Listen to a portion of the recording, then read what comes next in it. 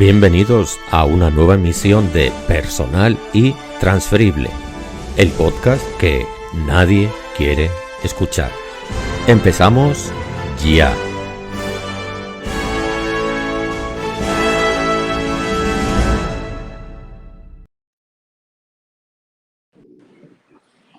Saludos cordiales y bienvenidos a un nuevo episodio de Personal y Transferible, el podcast que nadie quiere escuchar. Y como siempre, pues tenemos un invitado que a mí particularmente me parece muy interesante porque nos puede ofrecer una visión personal, en primera persona, de lo que significa emigrar y ser emigrante. Pero ya saben que aquí los invitados se autopresentan y así yo quedo inmune de equivocaciones.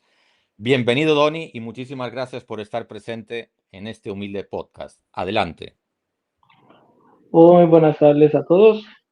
Muchas gracias, profesor Laureano de la Cruz, por permitirme estar aquí presente hoy, ahí hablando un poquito de mi trayectoria como inmigrante en algunos países latinoamericanos, incluyendo unos del norte, bueno, los Estados Unidos.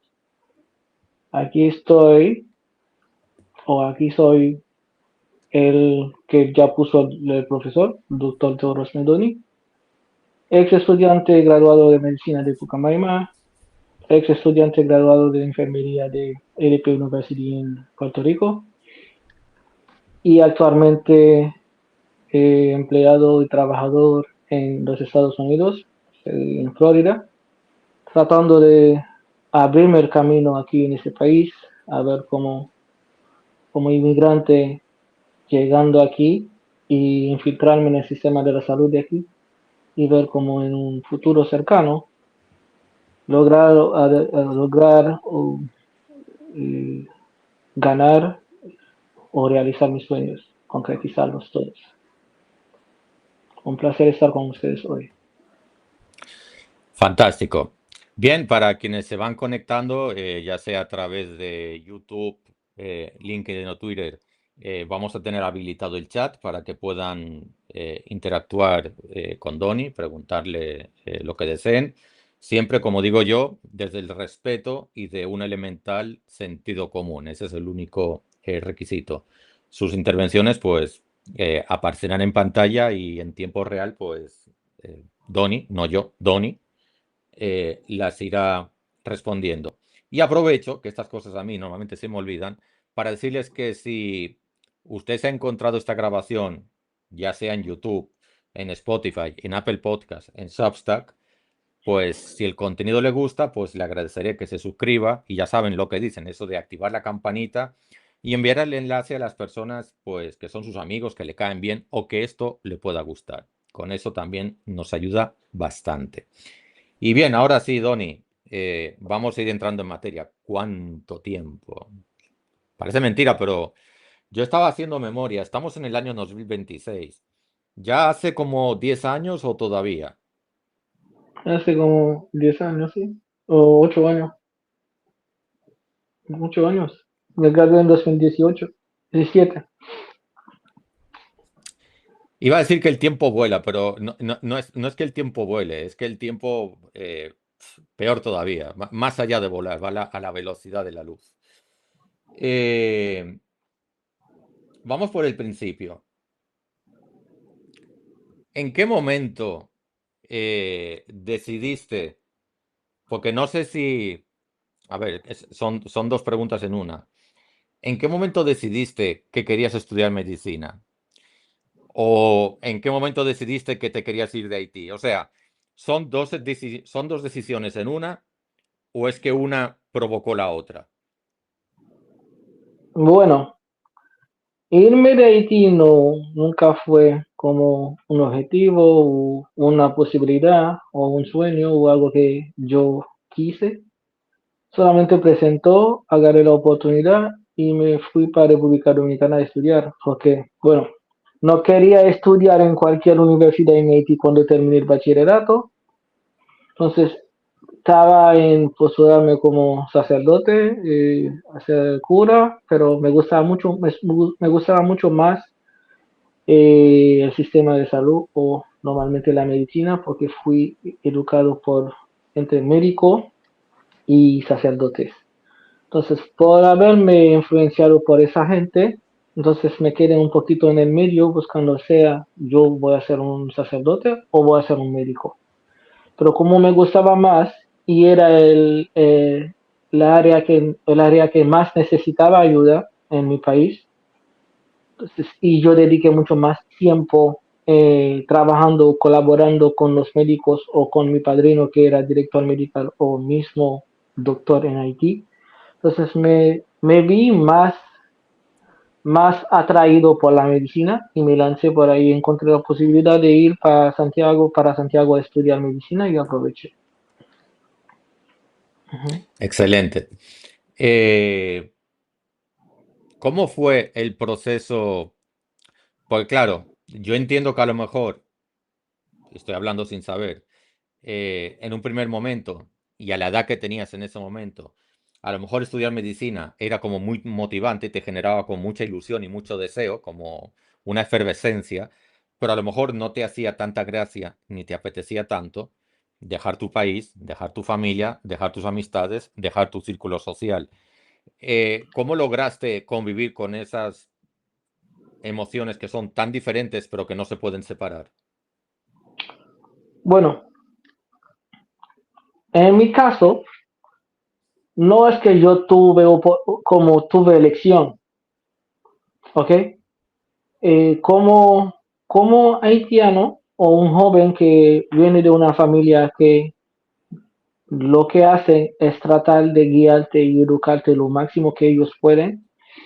Entonces, cada vez que se te presenta una oportunidad, tú no puedes rechazarla, porque ves los esfuerzos que hacen los padres para sacarte de la delincuencia que hay allá en Haití y guiarte por el camino para por lo menos llegar a ser un profesional, una persona educada. Entonces, conscientemente, si tú quieres ser alguien, tú te dejas llevar por ellos y por las posibilidades que se te presenten. Así yo hice, ¿ok? Al principio quise ser arquitecto, quise ser cura, quise ser un montón de cosas, pero la única posibilidad que yo encontré fue medicina. Y era, bueno, la favorita, pero nunca pensé que iba a poder hacerlo, porque allá en Haití los que hacen medicina son los ricos. Son los niños que vienen de familia rica que pueden entrar en una universidad, que sea privada o pública. ¿Okay? No teníamos ese recurso. Entonces, yo por ser bendecido, no voy a decir que por ser inteligente, porque había más inteligente que yo, pero gracias a Dios tuve o me pusieron en el camino, mis padres me pusieron en el camino para encontrarme con gente que veían en mí, ¿ok? Veían en mí cosas que ni siquiera yo sabía que yo yo tenía como cosas como intrínsecas en mí, que yo era inteligente y desarrollaron o me hicieron creerlo y así me lancé. En todo, y he hecho todo. Estudié, peleé, toqué, bailé, jugué. Hice de todo lo que yo tenía que hacer como joven y también como alguien con sueño. Muy buena respuesta. Eh, Seguimos avanzando un poco en el tiempo, llegas a Santiago, te inscribes en la Pucamaima, empiezas a estudiar las primeras asignaturas de premédica en esa formación integral de medicina. ¿Cómo fue, por ponerle un límite, cómo fue ese primer año? Porque no solamente es cultura diferente, sino también personas diferentes, sistema educativo diferente, incluso me atrevo a decir que a lo mejor niveles diferentes. ¿Cómo fue ese primer año de adaptación? Bueno, no fue fácil, no fue fácil, porque ahora me encuentro en un país extranjero con cultura como ya mencionó, diferente, idioma diferente. Yo no hablaba ni pío en español, tenía que enfrentar el mayor, el obstáculo mayor para mí era el español. No hablaba español, ni siquiera podía sacar buena nota en el colegio en el español. Yo era peor que todos los demás estudiantes en español. Bueno en los demás, pero en español, mal. Entonces, yo Co- tuve que esforzarme mucho más que los demás estudiantes para por lo menos avanzar. El ciclo ¿Y, básico fue y, duro. y cómo lograste? Pues claro, desde el primer día de clase, qué sé yo, asignaturas como historia, fisiología, química, etcétera. Claro, todo eso te lo estaban dando en español directamente y no es tu lengua materna. Y para colmo, tú estás diciendo que en español tú eras malísimo. Malísimo. ¿Cómo lograste remontar el vuelo? Bueno, hay días que yo iba a la iglesia, no entendía nada. Y yo salía de la iglesia llamando a mis padres para decir que si en la iglesia no entiendo nada, no voy a entender nada en la universidad. A veces salgo llorando porque nada más me paraba cuando la gente se paraba en la misa para decir amén. O cuando veo que todo el mundo se va, yo me voy, porque yo no entendía nada de la misa al principio. Y era igual en la clase de la universidad.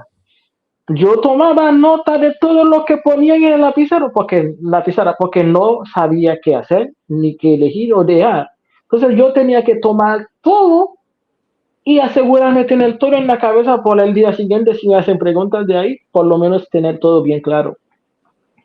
Y también investigar personalmente porque una cosa que te dicen todo en español no entiendes nada y tú tienes todo escrito en tu cuaderno, cuando llegas a casa tú tienes que traducir todo, leer mucho más que los demás para entender lo que te dijeron en la clase que ni siquiera escuchaste bien. Fue así en todas las materias. Empecé a sentirme más o menos en el camino por el idioma cuando yo empecé interactuar con los demás estudiantes que hablaban español. Porque nosotros como inmigrantes, discriminados por ser haitianos, en universidades que nada más vienen los ricos, yo estudié en Pucamaima. En mi época, los que venían en Pucamaima eran los hijos de papi y de mami, eran los ricos. Y para tú ser haitiano y estudiar allá, tú tenías que ser igual, rico de Haití y venir a estudiar allá. Entonces, tuve que enfrentar a todo esto, interactuar y integrarme completamente en el sistema, sacar amistades, meterme en música, meterme en deporte y encontrar la forma de aprender el idioma. Aprendí el idioma en taekwondo. Imagínate, no hablo bien el español, tenía que enfrentar el español con un profesor dominicano que me estaba dando clase en coreano. Y así, no sé. Yo ni siquiera me di cuenta cuando yo empecé a hablar español. Y incluso tú me enseñabas, profesora, a hablar español. Tú pasabas tiempo a reírte de mí cuando yo hablaba español con un acento francés. Pero pues, yo no sé. Lo único sé que si hay que sacar, voy a dormir a las 2 de la mañana, a las 4 de la mañana, tengo que estudiar y sacará el día siguiente. Si tengo que, bueno, si después de todo no puedo sacar mejor de clase, una vez lo hago así, pero más que yo podía sacar cada A que yo podía sacar, aprovechaba mi tiempo y estudiaba para sacar la A. Así logré terminar la carrera. Porque un buen grupo empezaron como yo y no lograron terminar. Así mismo es. Donny, acabas de decir algo. Yo tenía esa pregunta para un poco más adelante, pero ya tú lo has puesto sobre la mesa, así que podemos aprovechar también para hablar un poco de esto. Tú, es verdad que ahora ya eres profesional de la medicina, pero a mí me consta que no eras para nada un mal deportista de más de un deporte y no eras para nada un mal músico. O sea, yo he estado contigo en un escenario, tú tocando saxofón y bastante bien. De taekwondo no puedo opinar mucho, sí te he visto dar golpes y hacer tus llaves y demás, pero como yo no sé mucho de eso, tampoco puedo decir si tú eres bueno o malo, quiero suponer que sí. Pero también te he visto jugando fútbol y en fútbol ese lateral derecho era potente, potente, aunque también te costó un par de fracturas. ¿Alguna Dos. vez te pasó por la... Sí, exacto, sí, sí, soy testigo. ¿Alguna vez te pasó por la cabeza que tu carrera profesional fuese la música o que tu carrera profesional fuese el deporte? Mm, yo nunca, puse arte como carrera. Para mí arte es natural. Yo nunca he hecho música para ganar dinero y vivir de música. Tampoco el fútbol, jugaba fútbol para ser futbolista profesional, pero ese era mi deporte favorito, jugaba natural. El saxofón, como me enseñaron a tocar, yo tocaba flauta, guitarra, clarinete y bla, bla, bla, pero el saxofón era mi instrumento favorito y me veía tocando. Me daban dinero, gracias. No ganaba dinero, tampoco me importaba porque era mi hobby. Era para mí. Yo tocaba para mí, no para ganar dinero ni nada de esto. Incluso todavía sigo tocando, aprendiendo a tocar guitarra, porque no puedo molestar a la gente tocando saxofón. Ahora viene la guitarra. Porque soy una persona multidisciplinada que me adapto donde sea que yo vaya y con qué cosa que me aparezca. Si ahora nada más tengo un piano, te lo juro, Laureano, voy a ser un tremendo pianista. Pero yo tenía taekwondo yo me metí para el idioma y también por el otro lado porque tenía problemas para pagar la universidad. Y me dijo un compañero que si tú te metes en el equipo de taekwondo, te van a dar beca en Apucamaima. ¿Cómo es beca? No es, ni la palabra ni sabía lo que quería decir beca. Para mí beca es tuberculosis. Pero cuando me dijo eso, muchacho, yo me metí a investigar y entendí que allá te van a dar un porcentaje de lo que tú tienes que pagar. Hermano, ¿cómo dicen que dan beca en taekwondo? Dan beca en karate, dan beca en fútbol, que dan beca en música, y dan beca por tocar en la iglesia. Me metí en todo. Yo me metí en todo. Yo me metí en voleibol de la Pucamaima, me metí en fútbol en Pucamaima, yo jugaba voleibol bastante bien, me metí en taekwondo, me hice uno de los mejores de taekwondo de la Pucamaima y gané bastante medalla y hasta trofeo con el buen profesor mío y amigo, segundo padre mío en República Dominicana, del doctor Dagoberto Locual. He sido con beca en Pucamaima desde el tercer año hasta terminar la carrera. Para mantener la beca tenía que mantener el índice. Entonces tampoco quería soltar el fútbol porque era el único hobby que yo tenía para encontrarme con amigos, sobre todo Diego y Laureano. Tampoco podía dejar la música porque yo tenía que tocar en la iglesia. Yo tenía mi cabeza y mi tiempo bien cronometrado para hacer todo a su debido tiempo y no dejar tiempo perdido. Y logré todo, gracias a Dios. No dejé nada. Lo único no tengo Perfecto. cuarto.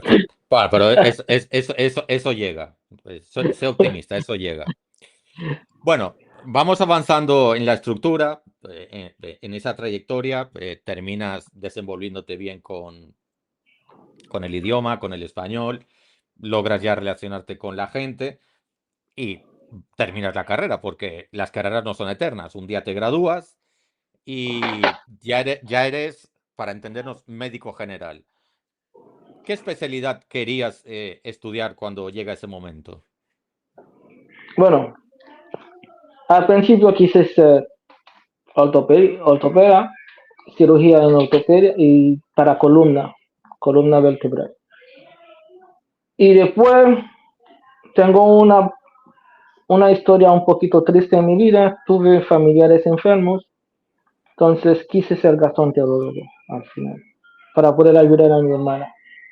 Que en paz descanse, pero quise hacer todo para llegar ahí, pero no tuve tiempo ni oportunidades en Haití para hacer gastroenterología. Por eso pensé en mudarme para México, porque en México busqué en las investigaciones yo podría sacar la residencia más fácil porque República Dominicana no me permitió sacar la residencia si no estuviera casado con dominicanas y por haber dejado, graduado en Pucamaima después de los años 2008, no podía hacer la pasantía para hacer la especialidad allá. Entonces, no me ofrecieron una oportunidad para seguir en República Dominicana. ¿Ok? Entonces, estuve porque te dicen que tienes que tener una residencia pagándolo cada año, bla, bla, bla, y un montón de papeleo, tienes que probar dinero para que te den la residencia. Entonces, por eso me fui, regresé a mi país, me eduqué en emergencia, no me metí a estudiar emergenciología, pero tuve formaciones unos meses o años para poder trabajar como médico en el servicio de emergencia. Trabajé allá por 5 años, pero esa era mi sueño, ser gastroenterología o gastroenterólogo o ortopeda. Pero aquí, en el mismo camino, de nuevo estudiando, a ver si logro sacarme una de esas dos especialidades. Entonces, para tenerlo claro, cuando tú te gradúas, tú te vas a México. No, me fui para Haití. Ah, regresaste a Haití. Ujú. Perfecto. Y de Haití te fuiste directo a México. México. Perfecto. ¿Qué tiempo duraste en México? Bueno, después de Haití duré un año en República Dominicana tratando de integrarme en el sistema de nuevo. Duré un año, casi 2 años en República Dominicana, buscando trabajo, buscando forma de sacar la residencia y estudiar de nuevo. No se pudo en esa época. Entonces de ahí me fui para México. Me fui para México y duré casi 7 meses en México. No, porque había era una época donde todos los haitianos dejaban Haití para ir a México. Entonces, habían tantos haitianos, tú no podías sacar la residencia fácilmente. Entonces, todo se cambió. Conmigo, todo cambia conmigo. Yo tengo que pasar por un camino, los que pasaron primero sí pasan bien, pero cuando a mí me toca pasar, tengo que fajarme mucho para yo entrarme ahí. Y no podía sacar la residencia, entonces abandoné México y me fui para esa. Dejé Espera, se México ha y cortado vine un aquí momento. Te, te- y la única te fuiste oportunidad. directo te fuiste directo de México a Estados Unidos. Diga, Laure, no Parece escucho. que el audio está fallando. Te Ujú. pregunto, ¿te fuiste directo de México a Estados Unidos? Sí, de México a Estados Unidos, directamente. Perfecto. ¿Y en Estados Unidos cuál es el plan?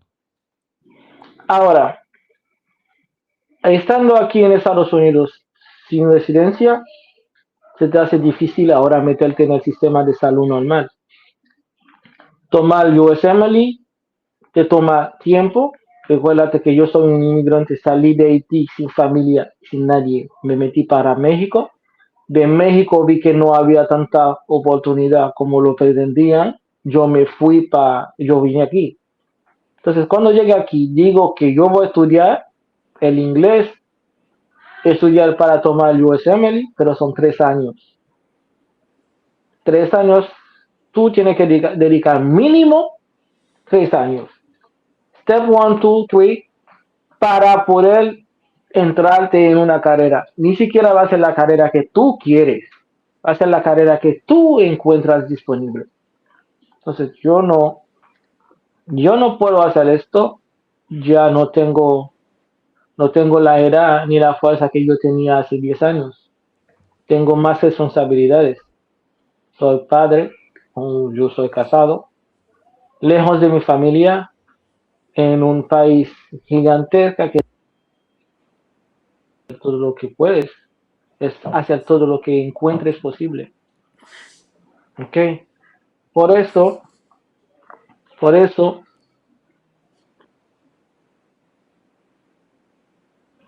estudiar enfermería a ver si puedo por lo menos sacar mi licencia aquí, trabajar como nurse practitioner, que me permite por lo menos estar como médico y en una especialidad. Va a ser ahora entre anestesiología o salud mental. Las dos opciones que me quedan, nada más. Hasta ahora. Ok, ya no voy a luchar 3 años en USMLE. Puede ser que yo logro hacerlo después, cuando yo esté más estable, pero ahora no es el plan.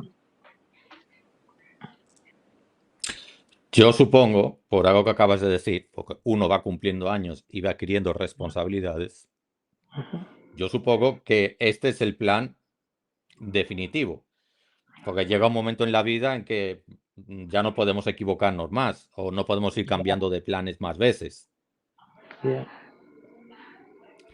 Entonces, lo que quiero decir con esto es que probablemente Estados Unidos se convierta como en el lugar definitivo para vivir y desarrollarte profesionalmente. Ujú, ujú. Esa es la posibilidad que hay. Fantástico.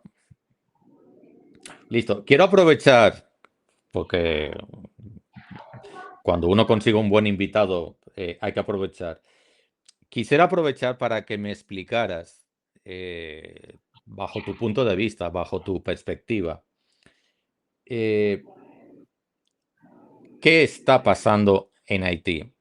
Porque llega un momento en que los programas de noticias mm, o no son entendibles, o no dan toda la información, o desde el otro lado, quienes no estamos allí, nos cuesta atender. Y quizás es un cúmulo de cosas, o una combinación de todo eso. Uno Ujú. sabe, como puede saber la inmensa mayoría, que, bueno, mataron al presidente, hay mucha inestabilidad, ahora están gobernando unas pandillas que más o menos se reparten el territorio y en cada territorio hay como una pandilla que domina, gobierna, etcétera. Pero me gustaría que tú lo explicaras, porque tú lo conoces evidentemente más que yo, con conocimiento de causa, qué está pasando en Haití y qué posibles soluciones tú le ves a lo que está pasando en Haití. Bueno, Haití está en un punto de que ya nadie aguanta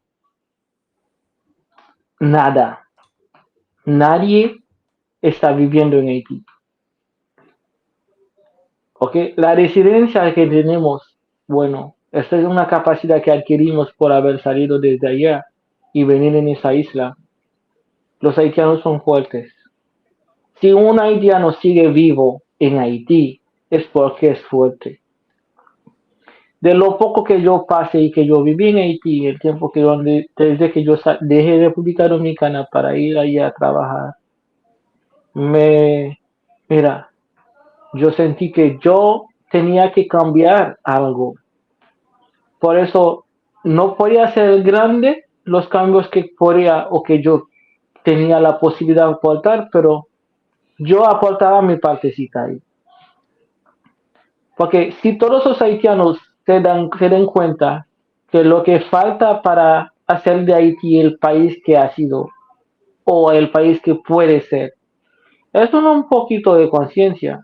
Cada quien de su lado hace lo que le toca hacer para sacar el país donde está. Yo soy bueno como médico, soy bueno como profesor de artes marciales, soy buen músico. ¿Qué hago? Había escuelas de artes marciales. En mis escuelas de artes marciales los estudiantes no pueden beber, no pueden fumar, ni siquiera pueden pelear en la calle. Tenía más o menos 4 escuelas diferentes lugares en el centro de Haití. Tenía clubes en Puerto Príncipe, tenía clubes en el norte, en Capo Haitianos y Juana Méndez, y tenía incluso en CAI, Ocay y otras ciudades, otros campos en Haití. Eran más de 12 o 13 sitios donde podíamos tener escuela para sacar jóvenes de la delincuencia y darles metas. Ok, pero los demás que tenían esa oportunidad podrían desarrollar electricidad, poner universidades, hacer cambios en el sistema de salud, hacer cambios en el mismo sistema de educación, en el mismo gobierno podrían hacerlo. Pero el problema va más allá de ahí. No solamente conciencia, pero Haití tiene una mano oculta. Yo no sé dónde es, yo no sé dónde viene. Tiene una mano oculta que no quiere que Haití salga de donde está. Y los haitianos, por más inteligentes que somos, por más fuerte que somos, no logramos romper ese tabú, no logramos ver con claridad la razón ¿O quién es esa mano? ¿O qué es esa mano oculta que nos mantiene en la pobreza? Porque yo no puedo entender que nosotros los haitianos, cuando nos toca pelear, nos unimos para la pelea con quien sea. De verdad, nos unimos con la historia que yo estudié en Haití. Nos juntamos con palo, con lo que sea para salir de la esclavitud. Y después para nosotros mismos esclavizarnos. Escuche que nosotros mismos nos entrecomemos, nos entrematamos. Yo viví el secuestro en Haití. Mi familia ha tenido que sufrir por secuestro. ¿Para qué? Porque no somos ricos, no tengo dinero. Y me sacas 200,000 a mi familia para salvar, rescatar a mi hermana. Y tú lo haces a otro pobre para sacarle dinero de donde no tenemos. ¿Dónde sacamos $200,000? Y tú lo haces a fulano, tú lo haces a fulano. ¿Y qué es ese fulano? Un haitiano, no tiene dinero. ¿Y dónde sacan esas armas para secuestrarnos, para matarnos? Haití no fabrica armas. No fabricamos ni balas, pero vienen armas. Que sea un haitiano que tenga poder, que esté en otro sitio, o que sea un haitiano influenciado por otro que no sea haitiano, el problema viene desde ahí. Ese que influencia, ese que transporta, ese que da, que brinda o que ofrece armas. Ahora, ¿qué quise hacer después de hacer escuelas? Desde chiquito quise ser presidente de Haití, yo te lo conté. Por eso yo quería ser sacerdote, para por lo menos ser como Aristide al principio. Y me decepcioné con ese presidente al final de los 90, 95, 91, por ahí, leyendo historia y ver. Porque por eso terminé de ponerme en lo de la iglesia, me metí en medicina. Si soy, si soy médico, para los haitianos ser médico es una de las profesiones que más valor hay. Para nosotros ser médico quiere decir que tú vas a ser rico. Entonces digo, si yo voy a ser rico en el país, voy a tener mi clínica o mi hospital, voy a ser director médico, voy a tener mucho dinero, puedo cambiar a Haití. Pero al final, después del secuestro, me tuve que ir. Después de que yo no puedo hacer la carrera que yo quiero, me tuve que ir. No pude ayudar a mi familia. ¿Qué hago aquí? Yo, la gente que me conoce me llaman el icono, porque tenía la posibilidad de meterme en todo y ser bueno en todo. Pero en mi casa no pude hacer nada, tuve que irme, porque no me dejaron crecer y tampoco me dejaron ayudar. ¿Sabes? Hasta ahora los niños que me llaman para decirme, maestro, ¿qué tú vas a hacer con nosotros? Tenemos conocimiento en artes marciales, pero no podemos hacer nada. Sí, fui presidente de una federación en Haití de taekwondo. Podía llevar a los niños a torneos nacionales e internacionales, pero ¿dónde voy a ir con ellos? No puedo pasar en Cuarebuque, porque el famoso Ramos Ángel no deja a nadie pasar por ahí. ¿Y quién es que da dinero o que da armas a Ramos Ángel? Otro, que sea haitiano o que sea otro de otra nacionalidad. Eso hace que Haití siga ahí. Y que sean miles como yo, no podremos hacer nada si Dios no nos libra de esa mano oculta que está ahí. Y Y nos Doni, sacan. eso me lleva a conectar. Me gusta mucho tu reflexión de que, en fin, que cada quien haga lo que tenga que hacer bien hecho. Si tú eres médico, sé buen médico. Si tú Ujú. eres profesor, sé buen profesor. Si tú eres ingeniero, sé un buen ingeniero. Y entre todos construimos un mejor país. Y además, Ujú. estoy de acuerdo con esa reflexión. Pero yo creo que ahora está pasando algo que, por alargarse en el tiempo, va a costar remontar. Y es que lo voy a decir así para que se me entienda, hay toda una generación de jóvenes, vamos a llamarlos privilegiados, no importa si son ricos o pobres, vamos a llamarlos privilegiados, en el sentido de que son los que han logrado estudiar una carrera universitaria fuera de Haití, muchos de ellos en República Dominicana. A mí me parece, porque no tengo estadísticas en la mano, lo voy a decir así, a mí me parece que una gran parte de ellos, después de que consiguen graduarse, deciden quedarse a vivir fuera de Haití. Unos van a Canadá, otros van a Francia, otros van a Estados Unidos, pero no hay como ese retorno de talento profesionalizado a Haití que podría ayudar a reconstruir ese Haití. Pero claro, ¿quién es el valiente que después de hacer un enorme esfuerzo en tiempo y en dinero, y un costo psicológico también, se mete en esta situación de prácticamente guerra civil a intentar aportar un granito de arena a Haití? Entonces, con eso, ¿qué te quiero decir? Que es una situación que va empeorando porque vamos a decir como que lo mejor de cada familia se va de Haití, se profesionaliza y no regresa. Yo a eso le llamo fuga de talento. ¿Cómo se puede mm, luchar contra el fenómeno social de la fuga de talento? Porque es un talento que está haciendo mucha falta allá. Laureano, que seas lo más, lo más noble, lo más humanista que hay, pero si tu vida está en peligro, no te quedas, no te vas a quedar. Uno, si hay un solo haitiano en Haití que no siente la necesidad de irse lejos de lo que está pasando, no hay dos.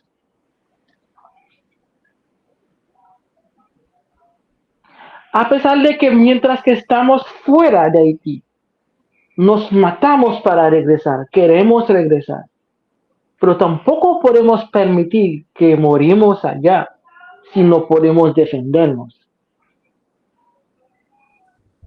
Laure, Haití tiene que ser bandido o víctima. No hay término medio ahí. Los que no son bandidos son víctimas, sufren de trauma, tienen miedo escénico, tienen depresión, tienen de todo. Se quedan allá porque no hay otro camino. No pueden ir a la República Dominicana, no pueden venir acá. No pueden ir a Canadá. Incluso los que tenían visa no pueden viajar porque no hay ningún consulado abierto. Nadie puede renovar la visa. A mi hermana, ella se quedó en Haití y murió por no tener la facilidad de renovar la visa americana. Y tenía visa de más de 10 años. Yo no pude renovar mi visa americana, tuve que ir por otro camino. Porque tampoco podía ir al Puerto Príncipe a ninguna embajada, a ningún sitio, porque nada está abierto. Ahora, los que pueden circular son los bandidos. Y los que circulan son víctimas o van a ser víctimas. Es así. Es así. Ahora que tú quieres que los profesionales, los que han pasado el mismo camino que los padres invirtieron dinero en ellos y ellos esfuerzos personales, se quedan allá, se quedan bajo mucho riesgo. Y no es porque quieren, porque ya no pueden salir de ahí. Pues si pueden salir, tienen protección de alguna manera. Pero yo no tuve esa oportunidad. Donny, te voy a hacer una pregunta por si la sabes. Eh, Me ha gustado mucho esa explicación que has dado de que, bueno, hoy en día los que viven en Haití son o los bandidos o las víctimas. No hay más bandos, hay dos grupos, bandidos y víctimas. Quiero que hablemos un poco de las víctimas. Hoy en día, esas víctimas, eh, más o menos, en promedio, ¿cómo es su vida cotidiana? O sea, ¿qué hacen para vivir? Porque, claro, antes, qué sé yo, un profesor daba clase, un médico iba a un hospital o iba a una clínica o tenía un consultorio en su casa. No sé, había una cierta actividad económica. Ahora, ¿de qué vive la gente normalmente? Bueno, ahora los grupos armados lo que hacen es tomar pueblo por fuerza, matando, quemando. Y es como una guerra que hacen por acaparar todo el territorio. ¿Tú puedes creer que un médico va al trabajo, escucha tiros, disparos, lo que hace el médico y así? Cuando se da cuenta que no tiene balazo, no está lesionado, va a la clínica. Porque mira, al final desarrollaron una resiliencia, no sé cómo pronunciarla, un nivel de adaptación, de resignación tan fuerte que se creen inmunes a los tiros. A 15 minutos de tu pueblo, de algún pueblo, están los bandidos. Los que están a 15 minutos van al colegio, los niños, van al trabajo, pero con un miedo. En algún momento durante el día, los bandidos pueden llegar y acaparar la ciudad en poco tiempo. O pueden ser víctimas o pueden morirse de una vez. Eso lo están viviendo gente conocida. Mi familia lo está viviendo en Haití. Están a 15, 20 minutos de Mirbalé. Y los bandidos están matando a gente y acapararon a Mirbalé. Y la gente sigue ahí, en Canch, en 15 minutos de ahí. Van al trabajo, van al colegio los niños. Toda la gente que estaba en mi valle se tuvieron que mover para Canch o para Inche.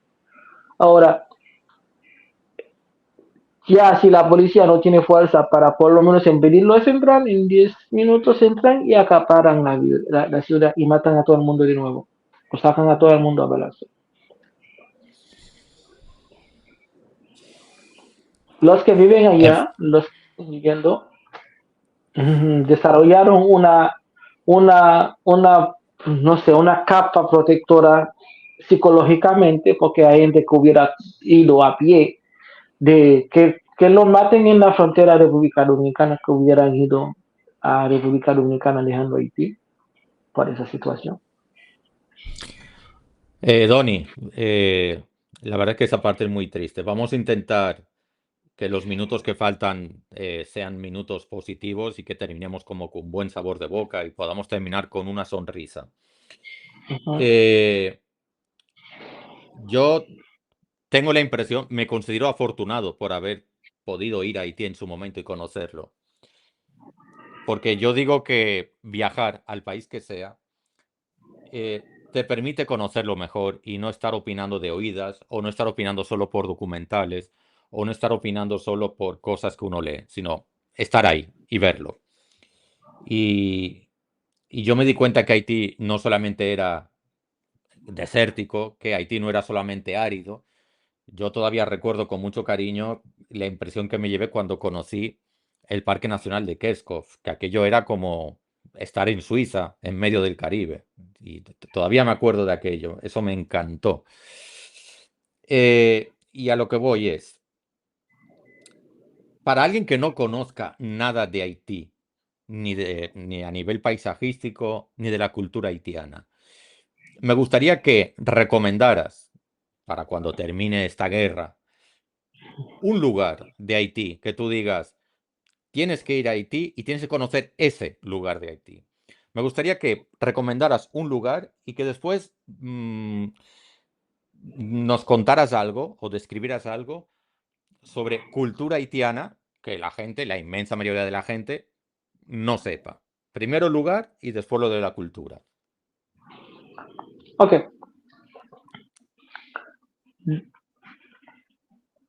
nosotros en Haití no hacemos turista,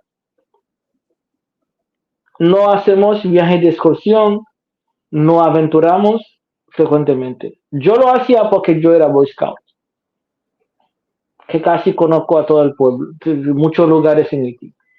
Ahora, recomiendo ir a la gente que vayan para la Bahía, que todo el mundo lo conoce. La Bahía es el lugar más famoso, más lindo que tenemos. Pero dije que no es de Haití, pero está en Haití. Está en Haití, señores, pero di que no es de Haití. Al sur del país hay playas más lindas que hay. A Gonaïve hay el mar, el agua tan claro que tú te metes y te ves ahí abajo. Señores, Haití no ha sido el país más más lindo, pero Haití tiene un paisaje muy lindo, un clima muy bueno. Aquí estamos con frío o calor desesperado, pero en Haití nunca ha sido así. ¿Okay? Bueno, tienes la posibilidad de tener libertad. Bueno, teníamos la posibilidad de tener libertad y vivir, comer bien. ¿Okay? Ahora, como si le voy a recomendar, cuando todo eso pase, en toda parte de Haití, a una zona que uno puede ir a visitar, a un parque exótico que tú puedes ir a visitar. De verdad. Ah, yo he visto fotos y videos y reportajes, me llama mucho esa atención. Me gusta mucho, espero que siga en pie, la ciudad de Jacmel y su carnaval, eh, Uh-huh, el estilo arquitectónico, su ubicación. La verdad que me parece un sitio muy bonito dentro de lo que he podido, de lo uh-huh. poco que he podido conocer de allí. Me parece un sitio muy, muy, muy bonito. Sí, yo te mencioné el sur, cuando hablé de la Abadí mencioné el norte, mencioné Altibonite como Gonaïves, Semac, tiene buena playa, ¿ok? Pero, como me volví a mencionar, en toda parte de Haití vas a encontrar una partecita muy linda y rica en cultura. Porque, ¿qué es Haití? ¿Qué somos nosotros los haitianos? Todo el mundo cree que los haitianos vienen de África, que somos de África, puramente de África, pero olvidaron que fuimos colonizados no solamente por los españoles, también por los franceses. Y los mismos americanos vinieron y se quedaron allá. Cuando se quedan allá, nacen los americanitos, nacen los españolitos, los mismos dominicanos también que creen que son de España, vienen en Haití y tienen niños en Haití. Entonces, esa variedad de cultura, ¿tú crees que yo nací por ser haitiano o por venir de África, yo puedo ser el que soy? Hermano, tengo una variedad de cultura. Tú me ves a los 40 tirando patadas. Tú me ves cuando yo tenía 16 años tocando saxofón. Y tú me escuchas cantar. ¿Dónde saco estos? Yo tengo una maldita voz. Lo siento, disculpe. Yo canto bien. Oye, Doni, y lo voy a decir para que quede grabado. Yo quedé impresionado con la calidad de la Academia de Música que había en Cannes. Ese, Imagínate. ese concierto sinfónico de Queen, eso a mí me dejó impresionadísimo. Todavía me acuerdo de eso. Lástima no haber tenido un buen equipo de grabación aquel día. Impresionante. Lamentablemente, nada más ven la parte oscura de nosotros. Pero somos ricos, hermano, en cultura, en Doni, capacidad es- para adaptarnos. Somos, mira, buenísimos. estamos llegando casi al final del episodio para que veas que aquí el tiempo vuela y me gustaría que dedicaras tus últimos minutos, 2 minutos, 3 minutos, el tiempo que consideres, como a lanzar una exhortación, un mensaje final para redondear el episodio que a la gente le quede como grabado.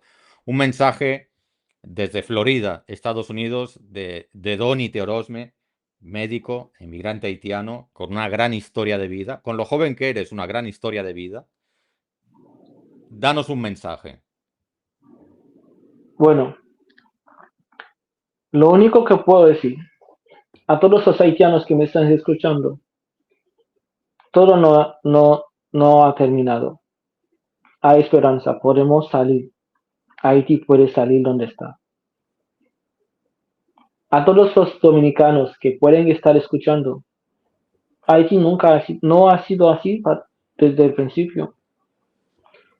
Y si ven que todos los haitianos van para República Dominicana es porque no tienen otra salida, no porque son sinvergüenza, pero no tienen otra salida. ¿Qué tú crees que van a hacer los venezolanos? ¿O qué están haciendo los venezolanos? ¿Qué ellos creen que van a hacer los de Irak, los de Irán? con esa guerra. Tienen que salir o se quedan ahí para morir. Es natural. Si tú puedes pelear, te quedas a pelear. Si no puedes pelear, tienes que salir huyendo. Eso es fisiológico. Adrenalina sube, puedes pelear. Cortisol, estrés, te huyes. Si no, te desmayas ahí mismo. Eso es fisiológicamente demostrado. Lo que está pasando con Haití puede pasar a cualquier país. Si hoy atacan a la República Dominicana, te juro, todos los dominicanos van a ir para Haití. Todos. E incluso si atacan ahora mismo a Estados Unidos, todos van para México. Están cayendo atrás de todo el mundo ahora. Que le hacen ¡pum! Todos se van para otro lado. Porque es normal que tienes que salir huyendo o te quedas ahí a morir. Ahora, dejamos del otro lado rencores. Vamos a ver la situación, que nadie puso a Haití en esa situación. Nadie puso a Irak o Irán en esa situación, pero están en guerra. Igual los haitianos sin problemas. Una salida tiene que existir, señores. Va a haber un momento que va a haber tregua. Va a haber paz. Algún momento tienen que cansarse de matarse entre ellos. Tenemos que tomar conciencia que necesitamos salir, dejar esos países para regresar a casa a construir. Nuestros hijos están allá, nuestros hermanos están allá. Mis hijos están allá, tengo que regresar por ellos. Trabajo para sacarlos o regresar por ellos. Eso es lo que puedo decir. Seamos conscientes, seamos humanos. No voy a decir republicano, no voy a decir demócrata, nada de esto. Seamos humanos. Nada de eso. Nada más que eso. Perfecto. Me parece un mensaje claro, contundente y que ojalá le llegue a mucha gente. En fin, hemos llegado al final. Reitero mi agradecimiento por tu presencia. Pues yo sé que has tenido que salir de tu hospital deprisa y corriendo para llegar a tiempo, pero yo sé que tú respetas los semáforos y has llegado bien. Sí.